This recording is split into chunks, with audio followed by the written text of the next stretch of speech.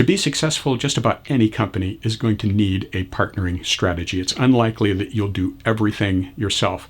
We'll walk through some important things for you to think about as you're putting together your beliefs, your critical hypotheses around your partnering strategy. Hi, I'm Steve Morris, and I use this Startup SOS channel to provide practical how-to advice for first-time entrepreneurs. So the topic today, key partners so that you can document and then test your hypotheses in your business model canvas. So we're walking through the business model canvas. We've covered most of the segments except for partners and cost structures. So today, our focus is on your key partners. What is your strategy for partnering? So what are the motivations for partnering?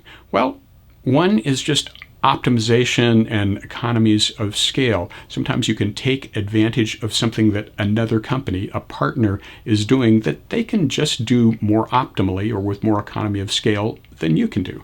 Reduction of risk is another strategy. Rather than trying to do everything, sometimes it makes more sense to focus on your critical core competence and outsource other activities to companies that already have that nailed. That really reduces your risk if you focus on your core and get other things that you're not as good at elsewhere. And then finally, of course, resource acquisition. You don't want to have to do everything yourself.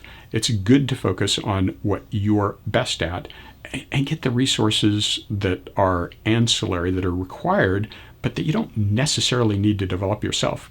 Get those from the outside, and you'll save yourself a lot of hassle. So those are some of the motivations for pursuing a partnering strategy. Some examples of types of partnerships.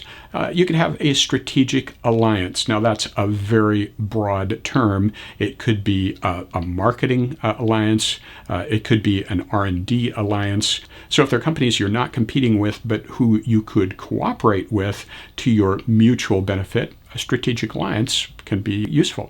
Even in terms of competitors, co-opetition can sometimes make sense. It may make sense to cooperate with some of your competitors to, say, promote your industry, as just one example. So co-opetition can be an option too. Joint ventures, sometimes it makes sense for you and a partner to both put resources and expertise into a separate venture that's going to develop something that you both can benefit from. There, of course, are just buyer-supplier relationships. Again, you're probably not going to want to build everything that you need to run your business. There are probably pieces that you can outsource, which means you'll be buying things from other companies. And then there are distribution channels. That's a very common partnering strategy. Rather than build all of your own distribution channels, in a lot of businesses, it makes sense to utilize channels that are already there. So those channel partners do indeed become very critical strategic partners for your company. So we walked through some examples of partnering and why you might want to do it in different categories of partnering. What makes sense for your business? What are the key partnerships that you'll need to develop to be successful? Document your beliefs, your hypotheses about those in your canvas under key partnerships. And then, of course, get ready to go test them by going out and talking to people. That's our discussion of key partners. If this was helpful, please click the like, share it, leave a comment if you have any feedback or questions. And if you haven't yet, please click the subscribe button and then click that bell for notifications so you get notified when we have new videos. And remember, this is part of a sequence, a playlist on the Business Model Canvas. There's a link to the entire playlist right below me.